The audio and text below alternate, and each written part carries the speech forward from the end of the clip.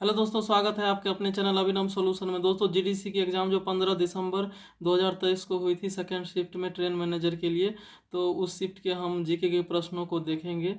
तो आइए देखते हैं कंप्यूटर की सबसे छोटी इकाई क्या है। तो कंप्यूटर से सबसे छोटी इकाई बिट है, जैसे कि 8 बिट बराबर 1 बाइट होती है और 224 बाइट बराबर 1 KB। ठीक उसी तरीके से 224 KB बराबर 1 MB होती है। नेक्स्ट प्रश्न है कि कंप्यूटर का मस्तिष्क किसे कहा जाता है। तो कंप्यूटर का मस्तिष्क सीपीयू को कहा जाता है, जिसका फुल फॉर्म होता है central processing unit. Next question है कि भारत के लिए ओडीआई वर्ल्ड कप में सर्वाधिक विकेट लेने वाले खिलाड़ी कौन हैं। तो भारत के लिए ओडीआई में सर्वाधिक विकेट लेने वाले खिलाड़ी मोहम्मद शमी हैं। उसके बाद है कि राज्यसभा में राष्ट्रपति कितने सदस्य मनोनीत कर सकते हैं। तो राज्यसभा में राष्ट्रपति 12 सदस्यों को मनोनीत कर सकते हैं। ये 12 सदस्य साहित्य, कला, समाज सेवा इत्यादि के क्षेत्रों में ख्याति प्राप्त होना चाहिए।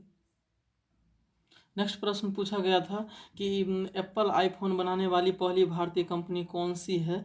तो ये कंपनी टाटा इलेक्ट्रॉनिक्स है। नेक्स्ट है कि विश्व के 7 आश्चर्यों में भारत का कौन सा है। तो ये उसमें 4 ऑप्शन दिए गए थे, जिसमें से भारत का ये आगरा का ताजमहल एक ऑप्शन में था, तो यही राइट आंसर है। भारत के पूर्वी तट पर कौन सा बंदरगाह है। तो भारत के पूर्वी तट पर इसमें 4 ऑप्शन दिए गए थे दोस्तों, इसमें भी। तो ये पारादीप जो उड़ीसा में है, ये भारत के पूर्वी तट पे बंदरगाह है। नेक्स्ट है हमारा टेलीफोन के आविष्कारक कौन है। तो टेलीफोन के आविष्कारक अलेक्जेंडर ग्राहम बेल है। उसके बाद है कि कौन सा बैंक देशों को लोन देता है। तो उसमें 4 ऑप्शन दिए गए थे, जिसमें वर्ल्ड बैंक जो है सो देशों को लोन देता है। उसके बाद नेक्स्ट क्वेश्चन है दोस्तों कि माउंट एवरेस्ट किस पर्वतमाला का हिमालय है। तो ये माउंट एवरेस्ट जो है सो हिमालय पर्वतमाला का हिस्सा है। नेक्स्ट है दोस्तों कि द्रव से गैस बनने के प्रक्रम को क्या कहा जाता है। तो द्रव से जो गैस बनती है तो वो वाष्पीकरण कहा जाता है। एक्स्ट्रा फैक्ट के रूप में आप याद कर सकते हैं कि ठोस से सीधे गैस जो बनता है वो ऊर्ध्वपातन के द्वारा बनता है। और शरीर के सबसे बड़ा अंग कौन सा है। तो शरीर का सबसे बड़ा अंग त्वचा है।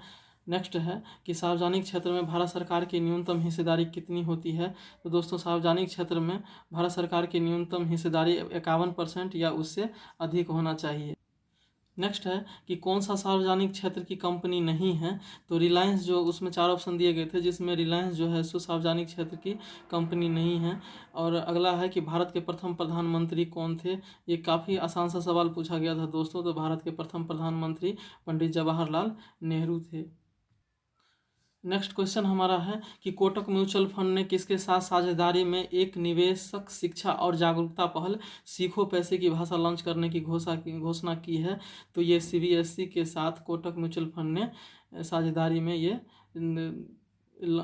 जो है सो निवेशक शिक्षा और जागरूकता पहल जो है सो लॉन्च करने की घोषणा की थी। अगला है कि सीबीआई के वर्तमान निदेशक कौन है। तो सीबीआई के वर्तमान निदेशक मई 2023 से परवीन सूद जी हैं।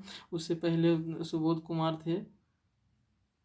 नेक्स्ट है दोस्तों कि 61वां संविधान संशोधक अधिनियम 1989 में मतदान के लिए न्यूनतम आयु कितनी कर दी गई थी। तो 61वां जो संविधान संशोधन हुआ था वो 1989 में, उसमें मतदान के लिए न्यूनतम आयु 21 वर्ष से घटा करके 18 वर्ष कर दी गई थी। नेक्स्ट है कि संयुक्त राष्ट्र का मुख्यालय कहाँ पे है।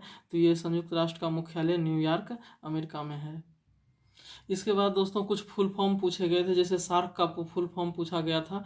तो सार्क का फुल फॉर्म होता है south Asian association for regional cooperation होता है। उसके बाद बीपीओ की फुल फॉर्म पूछा गया था।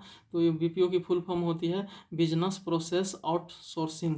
उसके बाद भेल का फुल फॉर्म पूछा गया था। तो भेल का फुल फॉर्म होता है भारत हैवी इलेक्ट्रिकल लिमिटेड। इसका मुख्यालय नई दिल्ली में है और इसकी स्थापना 1964 में हुई थी। नेक्स्ट है दोस्तों कि जीडीपी का फुल फॉर्म क्या है। तो जीडीपी का फुल फॉर्म होता है ग्रॉस डोमेस्टिक प्रोडक्ट होता है। और अगला है कि ईस्टर्न रेलवे का मुख्यालय कहाँ है। तो ईस्टर्न रेलवे का मुख्यालय कोलकाता में है। नेक्स्ट क्वेश्चन दोस्तों रेल बंधु पत्रिका के बारे में पूछी गई थी। तो यह पत्रिका जो है ना भारतीय रेलवे की ऑनबोर्ड पत्रिका है। उसके बाद है कि कौन सा अंतर्राष्ट्रीय संगठन नहीं है। तो इसमें 4 ऑप्शन दिए गए थे, जिसमें योजना आयोग जो है सो अंतर्राष्ट्रीय संगठन नहीं है। उसके बाद नेक्स्ट है कि सरकारी उपक्रम कौन सा है। तो सरकारी उपक्रम कौन सा, इसमें भी 4 ऑप्शन दिए गए थे। तो उसमें भारतीय रेलवे जो है सो सरकारी उपक्रम है। इसकी राष्ट्रीयकरण 1951 में की गई थी। नेक्स्ट है दोस्तों कि किस तारे के चमकने के कारण उजाला होता है। तो ये सूरज के चमकने के कारण उजाला होता है, लेकिन सूरज के जो नज़दीक का तारा है, सूरज के बाद जो सबसे नज़दीक का तारा है दोस्तों, वो साइरस नाम का तारा है।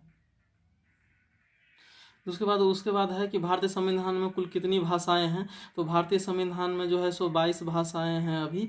उसके बाद है कि भारत के भूकंप अलर्ट हेतु किस टेक कंपनी ने नेशनल डिजास्टर मैनेजमेंट अथॉरिटी के साथ एंड्रॉयड में एक नया फीचर रोल आउट किया है। तो ये गूगल ने एनडीआरएफ के साथ मिलके जो है सो एंड्रॉयड में एक नया फीचर को रोल आउट किया है।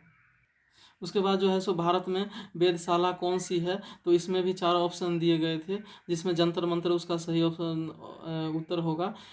आप एक्स्ट्रा फैक्ट के रूप में याद कर सकते हैं कि जय सिंह जो है सो 5 वेधशालाओं का निर्माण कराया था, जिसमें नई दिल्ली में, उज्जैन में, मथुरा में और जयपुर में और वाराणसी में, ये 5 वेधशालाओं का निर्माण जय सिंह ने करवाया था। नेक्स्ट जो है सो यूएनओ के संबंधित क्वेश्चन था कि यूएनओ का महासचिव कौन है। तो यूएनओ को जो वर्तमान में महासचिव है वह एंटोनियो गुतेरस है।